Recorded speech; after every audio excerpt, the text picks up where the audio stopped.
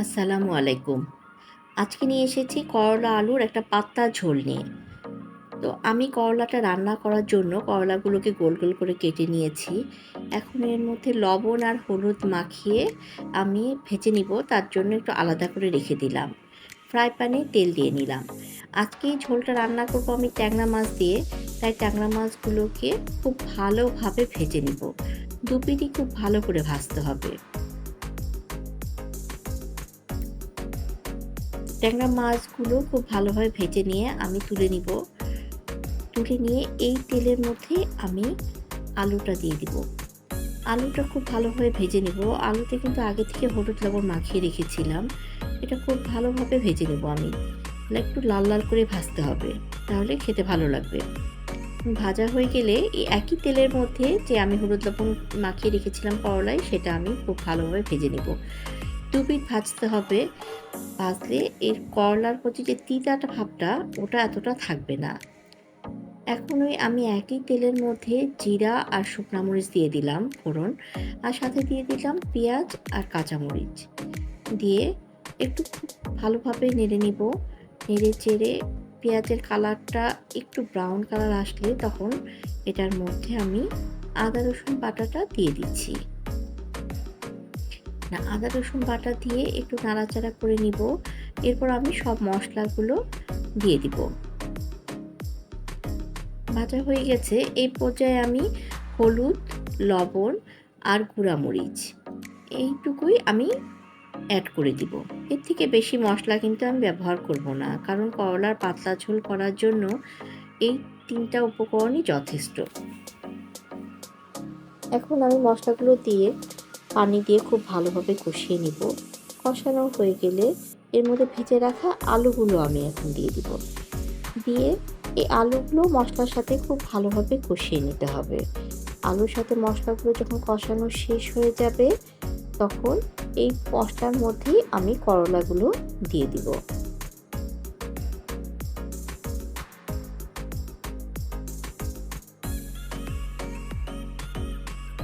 এখন করলাগুলো দিয়ে ভালোভাবে নাড়াচাড়া করে নিব।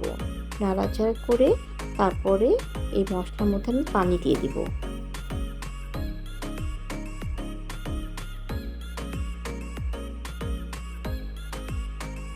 পানি দিয়ে দিলাম। পরিমাণ মতো পানি দিতে হবে। পানি দিয়ে তারপরে আমি ঢাকনা দিয়ে খুব ভালোভাবে এটাকে ঢেকে দিব। আর কিছু সময় জাল করব, যাতে আলুটা সিদ্ধ হয়।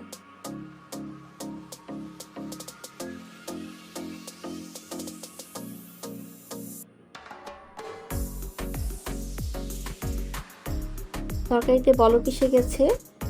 এখন আমি একটু নাড়াচাড়া করে এই তরকারির উপর দিয়ে মাছগুলো ছড়িয়ে দেব।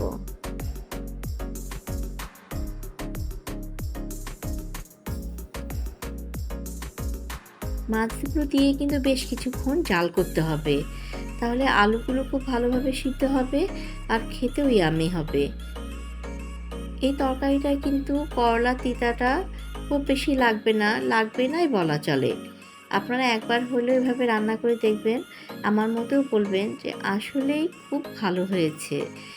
আর যারা করলার ঝোল খেতে পছন্দ করে না, আপনি এইভাবে একবার রান্না করে দিবেন, দেখবেন যে করলা তিতা তো লাগছেই না, আবার করলার তরকারিটা খেতে খুব ভালো হয়েছে। তা আমি এই পর্যায়ে কিছু টমেটো দিয়ে দিব। টমেটো দিয়ে আবার ঢাকনা দিয়ে ঢেকে দিব।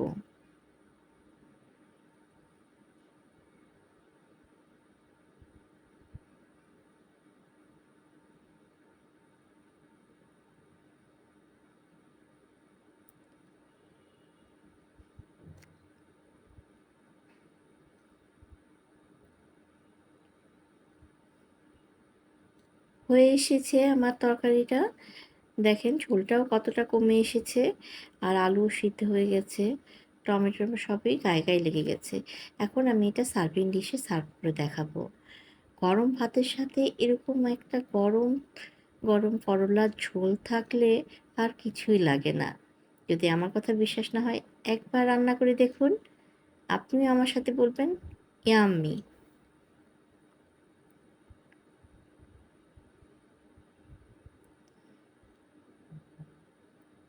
দেখেন রংটা কত সুন্দর হয়েছে। যদি আপনাদের এই রেসিপিটা ভালো লেগে থাকে তাহলে একটা শেয়ার করে দিবেন। আর লাইক কমেন্ট দিয়ে তো আমার পাশে থাকতেই পারেন। আপনারাও একবার হলেও রেসিপিটা রান্না করে দেখবেন। আমার মতো আপনিও বলবেন খুব মজা হয়েছে। তাহলে আজ এই পর্যন্তই। দেখা হচ্ছে পরের ভ্লগে নতুন কোনো রেসিপি নিয়ে। আল্লাহ হাফেজ।